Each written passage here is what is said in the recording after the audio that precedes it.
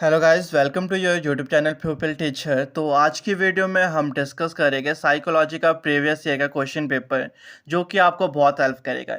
ये सारे के सारे क्वेश्चन बहुत इंपॉर्टेंट है और इनमें हम डिटेल में बात करेंगे, जिससे कि आपके और भी जो कॉन्सेप्ट्स होंगे वो क्लियर होते रहेंगे।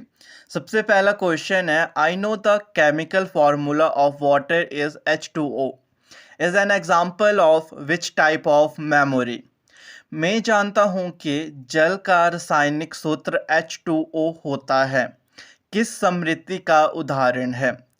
कभी भी आपके पास कोई भी क्वेश्चन आता है कि आई नो दैट 2+2=4, या फिर हिंदी में मैं जानता हूं, ये सारे के सारे उदाहरण आपके पास अर्थगत समृद्धि के होते हैं, सिमेंटिक मेमोरी। यहाँ पर आपका ऑप्शन ए बिल्कुल सही है। कभी भी किसी भी चीज़ के पीछे कोई ना कोई लॉजिक है, किसी चीज़ के बताने के पीछे कोई रीज़न है कि आई नो 2 × 3 = 6, तो यहाँ पे भी एक लॉजिक है आपका। तो ये सारे के सारे आपके पास अर्थगत समृद्धि के अंदर आते हैं। अगर हम बात करते हैं एपिसोडिक मेमोरी, यानी कि प्रासंगिक जो समृद्धि है, इसके अंदर आती है डेट या फिर कोई इवेंट्स। आखिर कौन सा इवेंट किस डेट को हुआ था, जब इस तरीके की कोई मेमोरीज होती है, वो हमारे पास एपिसोडिक मेमोरी के अंदर आती है। ऑप्शन सी जो यहाँ पे दे रखा है, प्रोसीजरल मेमोरी, यानी कि प्रक्रियात्मक समृद्धि। इसका संबंध होता है जहाँ पे कोई प्रोसीजर फॉलो किया जाता है। हम जब कुकिंग करते हैं तो वहाँ पे एक प्रोसीजर को फॉलो किया जाता है। हम कोई भी स्विमिंग करते हैं, साइकिलिंग करते हैं, कोई भी वर्क करते हैं, उससे पहले कोई ना कोई प्रोसीजर यूज़ किया जाता है, यानी कि कोई ना कोई प्रक्रिया को रिपीट किया जाता है। तो जहाँ पे हम कोई कार्य कर रहे होते हैं, वो हमारे पास प्रोसीजरल मेमोरी के अंदर आते हैं। And working memory is also known as active memory, यानी कि जो चल रही स्मृति है, जो चलन स्मृति है, उसको हम वर्किंग मेमोरी कहते हैं। तो इस क्वेश्चन का जो सही ऑप्शन वो तो आपका ऑप्शन ए है, सिमेंटिक मेमोरी। जहाँ पर आपको कभी भी क्वेश्चन आता है कि आई नो करके, मैं जानता हूँ। एपिसोडिक का होगा कोई ना कोई डाटा जहाँ पे कोई इवेंट हुआ डेट से रिलेटेड। और प्रोसीजरल जो मेमोरी होती है, यहाँ पे एक प्रोसीजर को फॉलो किया जाता है। ओके, नेक्स्ट क्वेश्चन को स्टार्ट करने से पहले एक इम्पॉर्टेंट इन्फॉर्मेशन आपको देनी थी। अगर आप भी एच पी जेपीटी टेट की प्रेपरेशन कर रहे हो, तो हमने जेपीटी टेट का एक न्यू बैच ओपन किया है, जिसमें कि आपको रिकॉर्डेड क्लासेस प्रोवाइड की जाएगी। तो रिकॉर्डेड बैच की अगर हम बात करें, तो इसमें आपको recorded classes English, Hindi, maths and psychology section, इन 4 सेक्शन की full recorded classes plus notes और पीडीएफ आपको ग्रुप में प्रोवाइड किए जाएंगे। साथ ही साथ प्रैक्टिस के लिए प्रीवियस ईयर के क्वेश्चंस और एक्स्ट्रा क्वेश्चंस भी आपको सॉल्व करने को दिए जाएंगे। बैच की टोटल फीस आपकी 180 है, जिसमें कि इंग्लिश सेक्शन आपके पास online recorded classes plus notes दोनों मिलेगी। हिंदी में भी सेम रिकॉर्डेड प्लस नोट्स हैं। मैथ सेक्शन के भी रिकॉर्डेड क्लासेस प्लस नोट्स मिलेंगे, और साइकोलॉजी सेक्शन के भी आपके पास रिकॉर्डेड क्लासेस प्लस नोट्स मिलेंगे। जीके सेक्शन के थोड़े बहुत नोट्स हम आपको प्रोवाइड करवा देंगे, बट जीके सेक्शन आपको खुद से करना होगा प्रॉपर। बाकी जो टोटल फीस 180 है, ये आपकी 4 सेक्शन के English, Hindi, maths and psychology. तो अगर आप भी बैच को ज्वाइन करना चाहते हो, अगर आप चाहते हो कि आपको रिकॉर्डेड क्लासेस और नोट्स मिले, तो मेरा व्हाट्सएप नंबर आपको स्क्रीन पे दिख रहा है, आप उस पर मैसेज कर सकते हो। नेक्स्ट हम बात करते हैं क्वेश्चन नंबर 2, वाइगॉस्की की थ्योरी का क्वेश्चन है, सबसे इंपॉर्टेंट क्वेश्चन है। According to Vygotsky, which tool is used by children during interaction. Vygotsky के अनुसार बालक को अंतःक्रिया के लिए किस उपकरण का प्रयोग करता है? जब एक पर्सन या फिर कोई भी चिल्ड्रन एक दूसरे से इंटरेक्ट करेगा, इंटरेक्ट का मतलब सिंपली कम्युनिकेट करना, एक दूसरे से बातचीत करना। जब भी हम एक दूसरे से इंटरेक्ट करते हैं, बातचीत करते हैं, हमें वहाँ पर लैंग्वेज की आवश्यकता होती है, यानी कि भाषा। विदाउट लैंग्वेज हम कभी भी कम्युनिकेट नहीं कर सकते और कोई भी इंटरेक्शन नहीं होता है। इसका मतलब यहाँ पर जो आपका ऑप्शन सी है, ये बिल्कुल सही है कि जो भाषा है, इस उपकरण का यूज़ करके एक बच्चा अपनी जो इंटरेक्शन है कर सकता है एक दूसरे के साथ। बाकी वाइगॉस्की का ये मानना था, जो बच्चा होता है उसकी जो डेवलपमेंट होती है वो सोसाइटी से होती है, कल्चरल से होती है, लैंग्वेज से होती है। अगर एक बच्चा अपनी सोसाइटी में घुल मिल जाए, वहाँ के कल्चर को फॉलो करे, वहाँ की जो भाषा है, जो लैंग्वेज है उसको फॉलो करे, उसके थ्रू एक बच्चे की फुली डेवलपमेंट हो जाती है। ऑल राउंड डेवलपमेंट के लिए बच्चे के लिए कल्चर, सोसाइटी और लैंग्वेज इन तीनों का होना बहुत ज़रूरी है। यह आपके पास वाइगॉस्की की थोड़ी थ्योरी थी जिसमें कि उन्होंने बताया कि एक बच्चे की ऑल राउंड डेवलपमेंट के लिए किस किस चीज़ की ज़रूरत पड़ती है। बाकी इन्होंने हमारे पास जेडपीटी के बारे में भी बताया कि जोन ऑफ प्रॉक्सिमल डेवलपमेंट, इससे रिलेटेड आपको वीडियो मिल जाएगी चैनल पे।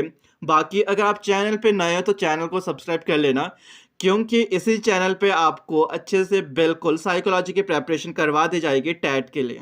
नेक्स्ट क्वेश्चन नंबर जो 3 हमारे पास है, ये क्वेश्चन बहुत रिपीटेड क्वेश्चन है आपके पास। गेस्टाल्ट मीन्स, यानी कि जो गेस्टाल्ट है उसका अर्थ क्या होता है। गेस्टाल्ट का जो मतलब होता है वो आपके पास होता है होल, यानी कि पूर्ण। यहाँ पे आपका ऑप्शन जो डी है बिल्कुल सही है। इस क्वेश्चन को आप नोट कर लेना क्योंकि सबसे ज़्यादा रिपीटेड क्वेश्चन है आपका ये। नेक्स्ट क्वेश्चन नंबर जो 4 आपसे पूछा गया था साइकोलॉजी में, Which of the following Greek philosopher believed that knowledge is acquired through learning and experience? यहाँ पे आपने ये बताना कि ऐसा कौन था जो ग्रीक का फिलोसफर था जिनका ये मानना था कि नॉलेज जो आपके पास ज्ञान है उसको एक्वायर करने के लिए, उसको अर्जित करने के लिए लर्निंग एंड एक्सपीरियंस, यानी कि आपके पास अधिगम और अनुभव का होना ज़रूरी है। लर्निंग और एक्सपीरियंस के थ्रू एक पर्सन अपनी नॉलेज को एक्वायर कर सकता है। तो ये आपके पास कहा गया था अरस्तु के अनुसार, यानी कि ऑप्शन नंबर बी।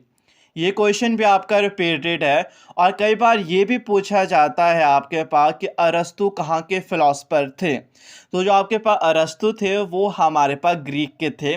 यहीं पे आपका क्वेश्चन कवर हो गया कि अरस्तु ग्रीक के थे और इनका मानना था किसी भी नॉलेज को एक्वायर करने के लिए, किसी भी ज्ञान को अर्जित करने के लिए हर एक पर्सन को अधिगम और अनुभव की आवश्यकता होती है। जब एक पर्सन लर्निंग करेगा, बार बार अधिगम करेगा, एक्सपीरियंस को गेन करेगा, जो अनुभव है उनको गेन करेगा, उसके थ्रू उसकी जो नॉलेज है वो बिल्कुल बिल्ड हो जाएगी और वो अच्छे से नॉलेज को एक्वायर कर सकता है। नेक्स्ट जो क्वेश्चन हमारे पास है, क्वेश्चन नंबर 5, ये क्वेश्चन हमारे पास आईक्यू से पूछे गए। आईक्यू वाला सबसे मोस्ट इम्पॉर्टेंट कॉन्सेप्ट है आपके पास कई बार बुद्धि लब्धि का जो फार्मूला है वो पूछा जाता है। कई बार किसी पर्सन की मेंटल एज निकालने को आता है, कई बार आईक्यू निकालने को आता है और कई बार आखिर ये कॉन्सेप्ट किसने दिया है उसके बारे में भी पूछा जाता है। तो क्वेश्चन आपके पास है, the concept of intelligent quotient और आईक्यू वाज डेवलप्ड बाय, यानी कि जो आपकी बुद्धि लब्धि या आईक्यू की अवधारणा किसने दी थी। तो आपका जो कॉन्सेप्ट है इंटेलिजेंस क्वोशिएंट वाला, आईक्यू वाला, ये हमें दिया गया था स्टर्न के द्वारा। यानी कि यहाँ पर जो आपका ऑप्शन नंबर सी है बिल्कुल सही है, स्टर्न। कई बार विलियम स्टर्न भी होता है, तो कंफ्यूज नहीं होना। अगर विलियम स्टर्न है तो वो भी बिल्कुल सही है, कई बार स्टर्न है तो वो भी ठीक है। दोनों का सेम ही नाम है, सिर्फ कई बार स्टर्न लिखा होता है आधा अधूरा। तो ये आपका कॉन्सेप्ट जो आईक्यू का था वो स्टर्न के द्वारा दिया गया था। आईक्यू का कई बार फॉर्मूला पूछा जाता है जो कि आपको होता है IQ equals to MA/CA into 100, यानी कि एम में जो रहता है वो मेंटल एज और सी ए जो आपका क्रोनोलॉजिकल एज। कई बार आपके पास इसके फॉर्मेट के बारे में पूछा जाता है और इस कॉन्सेप्ट को भी आपको एक बार डिटेल में करवा देंगे हम चैनल पे ही। नेक्स्ट क्वेश्चन, क्वेश्चन नंबर जो 6 हमारा है, हु इन्वेंटेड इंट्रोस्पेक्शन मेथड, यानी कि जो आपका इंट्रोस्पेक्शन मेथड है वो किसके द्वारा इन्वेंटेड किया गया था। या फिर कई बार पूछा जाता है कि इंट्रोस्पेक्शन जो मेथड है उसके जनक किसे माना जाता है। विलियम जो वुंट आपके पास है उनके द्वारा इंट्रोस्पेक्शन मेथड को इन्वेंट किया गया था। यानी कि इंट्रोस्पेक्शन मेथड के जो जनक माने जाते हैं वो हमारे पास विलियम वुंट है। और जो यहाँ से सबसे मोस्ट इम्पॉर्टेंट क्वेश्चन बनता है आपके पास, इंट्रोस्पेक्शन सबसे ओल्डेस्ट मेथड है और ये क्वेश्चन सबसे रिपीटेड है आपके पास कि साइकोलॉजी में सबसे पुराना या सबसे ओल्डेस्ट मेथड कौन सा है आपके पास, तो वो आपका इंट्रोस्पेक्शन मेथड है। और इंट्रोस्पेक्शन मेथड का कई बार मीनिंग या फिर अर्थ भी पूछा जाता है, जिसका मीनिंग होता है सेल्फ ऑब्जर्वेशन करना, यानी कि अपने बारे में निरीक्षण करना। और यहाँ से जो क्वेश्चन बनता है आपके पास, इंट्रोस्पेक्शन मेथड अपने बारे में जानने के लिए सबसे हेल्पफुल है। किसी भी पर्सन को अगर अपने बारे में जानना है, अपने फीलिंग्स के बारे में, अपने इमोशंस के बारे में, अपने इंटरेस्ट के बारे में, जिस मर्जी के बारे में जानना है अपने से रिलेटेड, तो हमारे को इंट्रोस्पेक्शन मेथड की आवश्यकता पड़ती है। और विलियम वुंट जो आपका यहाँ पे है उस वो इंट्रोस्पेक्शन के प्रतिपादक भी माने जाते हैं। साथ ही साथ साइकोलॉजी के जो फादर है, साइकोलॉजी के जो जनक है, वो भी विलियम वुंट को ही माना जाता है। ये क्वेश्चन आपने हमेशा ध्यान में रखना। साइकोलॉजी के जो फादर है, जो आपके पास साइकोलॉजी है उसके जो जनक माने जाते हैं, वो भी आपके पास विलियम वुंट ही है। ये क्वेश्चन सबसे ज़्यादा रिपीटेड रहता है आपके पास कि साइकोलॉजी के जनक कौन है आखिर। नेक्स्ट क्वेश्चन नंबर 7 हमारा है, the development of mental ability is known as. मानसिक क्षमताओं के विकास को क्या कहा जाता है? देखो, कभी भी अगर मेंटल एबिलिटी की बात की जाती है, आपकी इंटेलिजेंस की बात कभी भी की जाएगी, उसका संबंध हमेशा कॉग्निटिव डेवलपमेंट के साथ रहता है। आपका जो संज्ञानात्मक विकास है, इसका जो रिलेशन माना जाता है वो मानसिक क्षमताओं के विकास से माना जाता है, यानी कि आपकी जो इंटेलिजेंस है या फिर मेंटल एबिलिटी। तो इस क्वेश्चन का ऑप्शन सी बिल्कुल सही है। Mental ability is also known as cognitive development. और जो आपका संज्ञानात्मक विकास है, कॉग्निटिव डेवलपमेंट, इसका कॉन्सेप्ट हमारे को जीन पियाजे ने दिया था। बाकी इसमें जो रहता है, देखो ऑप्शन ए है आपके पास साइकोलॉजिकल डेवलपमेंट, यानी कि मनोवैज्ञानिक विकास। मनोवैज्ञानिक जो विकास है या फिर साइकोलॉजिकल जो डेवलपमेंट है, इसका जो रिलेशन रहता है वो इमोशनली हेल्थ या फिर इमोशनली डेवलपमेंट। जब एक पर्सन बिल्कुल इमोशनली डेवलप हो जाता है, उसका रिलेशन आपके पास साइकोलॉजिकली डेवलपमेंट के साथ रहता है। फिजिकल डेवलपमेंट की अगर बात करते हैं, शारीरिक डेवलपमेंट या शारीरिक विकास के बारे में, इसका संबंध जब एक पर्सन बिल्कुल फिजिकली फिट है, बिल्कुल तंदुरुस्त है, बिल्कुल उसकी हेल्थ बिल्कुल अच्छी है, तो वो आपका संबंध रखता है फिजिकल डेवलपमेंट के साथ। कॉग्निटिव डेवलपमेंट जो कि आपके पास संज्ञानात्मक विकास है, इसका जो रिलेशन रहता है वो इंटेलिजेंस या फिर आपके पास मेंटल एबिलिटी के साथ है। आपका जो मोटिव डेवलपमेंट रहता है, प्रेरक विकास, इसका संबंध रहता है जब पर्सन अपने लाइफ के लिए मोटिवेट रहता है, यानी कि मोटिवेशन से रिलेटेड रहता है आपके पास motive development. Next question number 8 हमारे पास, at what age does the child brain develop and attain almost full size. यानी कि बालक का किस वर्ष तक की आयु में मस्तिष्क विकसित होकर लगभग पूर्ण आकार प्राप्त कर लेता है? एक जो छोटा बच्चा होता है, उसका जो दिमाग होता है, जो ब्रेन होता है, फुली डेवलप या फिर बिल्कुल उसका पूर्ण जो आकार है वो ले लेता है आपके पास अप टू 5 ईयर। बेसिकली जो माना जाता है वो अप टू 5 साल तक माना जाता है, 5 ईयर तक। बट कई बार अगर आपको 5 ईयर नहीं दिखता है तो अप टू 6 ईयर भी सही माना जाता है। यानी कि 5 से लेकर 6 साल तक के बीच में जो बच्चा है, उसका जो दिमाग होता है बिल्कुल डेवलप हो जाता है और बिल्कुल अपना जो साइज़ है उसके में बिल्कुल आ जाता है, पूर्ण आकार में आ जाता है। तो यहाँ पर आपका ऑप्शन नंबर बी बिल्कुल सही है, up to 6 year. But by chance कभी आपको अप टू 5 ईयर भी हो, अप टू 6 ईयर भी हो, तो अप टू जो 5 ईयर होगा वहाँ पे 5 वर्ष तक, वो बिल्कुल सही माना जाएगा। क्योंकि 5 वर्ष तक एक बच्चे का जो दिमाग होता है, जो मस्तिष्क होता है, बिल्कुल विकसित हो जाता है। बट बाय चांस 5 ईयर नहीं दिखता है तो आपका अप टू 6 ईयर बिल्कुल सही माना जाता है। नेक्स्ट क्वेश्चन, क्वेश्चन नंबर 9 है हमारे पास, according to psychological Freud it is based upon.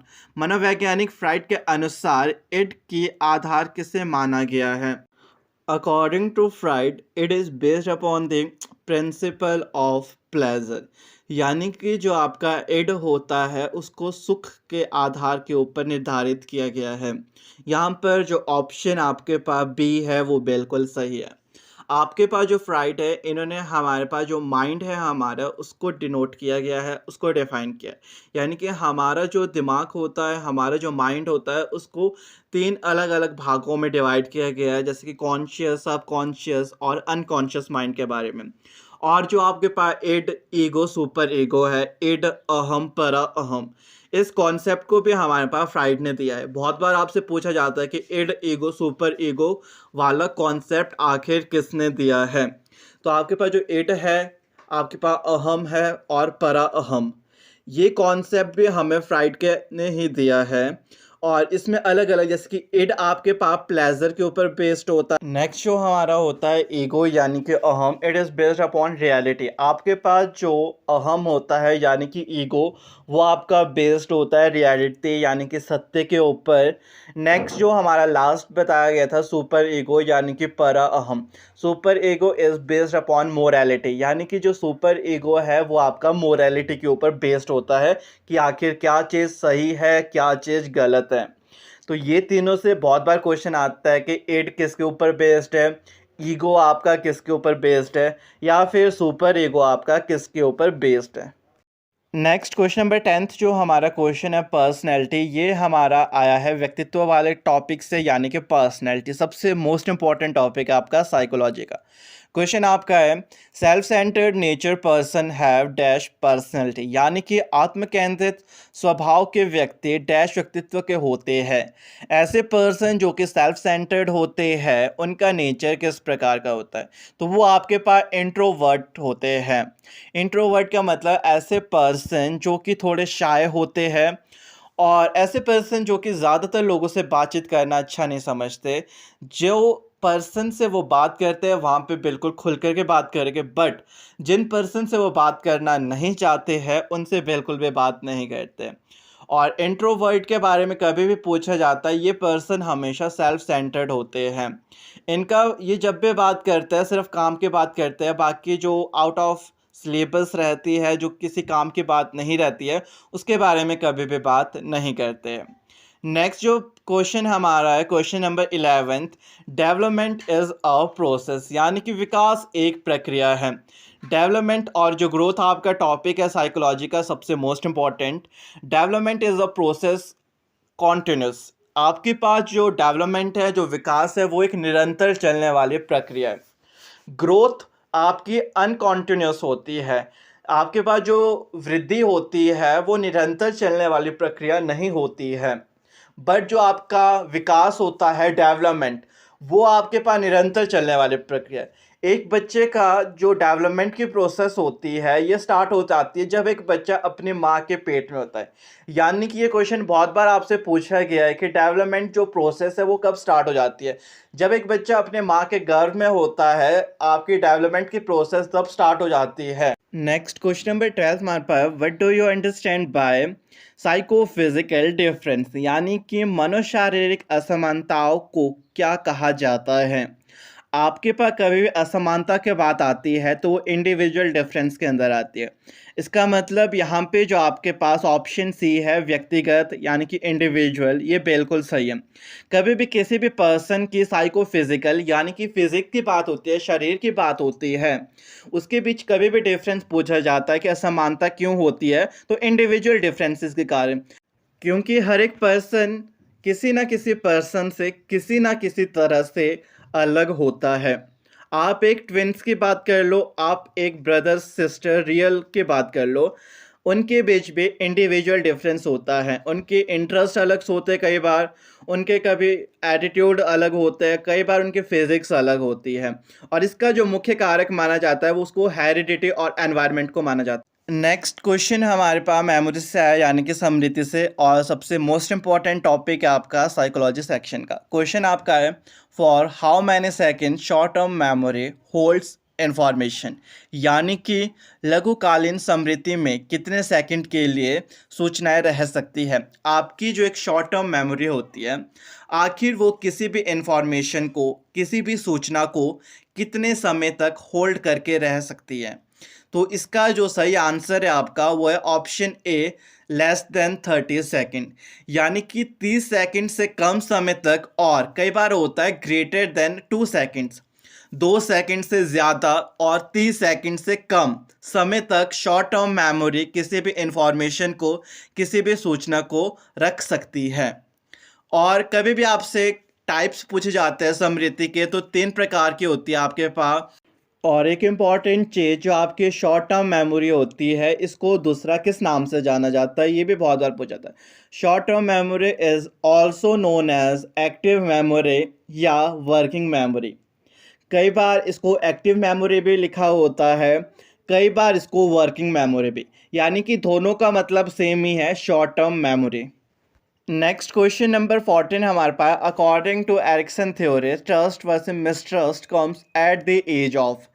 यानी कि जो एरिक्सन की थ्योरी है, उन्होंने जो ट्रस्ट और मिसट्रस्ट के बारे में बताया है, वो बच्चे के अंदर कौन सी आयु में आ जाता है। सबसे मेन बात जो एरिक्सन की थ्योरी है, it is based upon psycho social development theory के ऊपर बेस्ड है। और ये क्वेश्चन बहुत बार रिपीटेड है आपका, आखिर जो आपके साइको सोशल डेवलपमेंट थ्योरी है वो किसने दी है। तो साइको सोशल डेवलपमेंट थ्योरी हमें एरिक्सन ने दी है, जिसमें कि एरिक्सन ने एक बच्चे की, एक पर्सन की लाइफ को 8 स्टेजेस में डिवाइड किया है। यानी कि कई बार अगर क्वेश्चन पूछा जाता है कि एरिक्सन ने कितनी स्टेजेस बताई है, तो हमारे पास 8 बताई गई है, जिसमें कि ट्रस्ट वर्सेस जो मिसट्रस्ट स्टेज बताई गई है, वो सबसे पहले अवस्था है।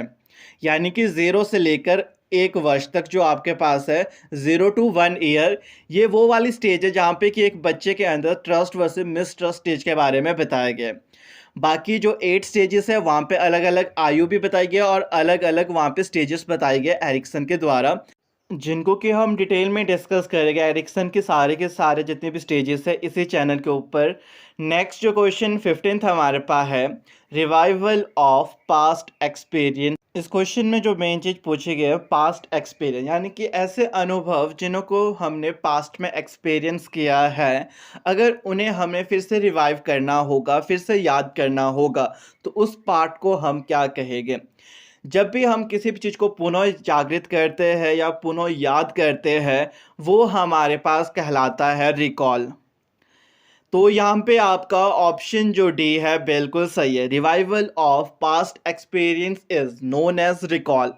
कोई भी पास्ट में जो भी एक्सपीरियंस हमने गेन किया है, अगर उन्हें फिर से याद करना है, पुनः जागृत करना है, तो उसे हम रिकॉल कहते हैं। बाकी जो यहाँ पे आपके पास 4 ऑप्शंस है, ये आपके पास एक जो मेमोरी होती है उसके तथ्य या तत्व माने जाते हैं।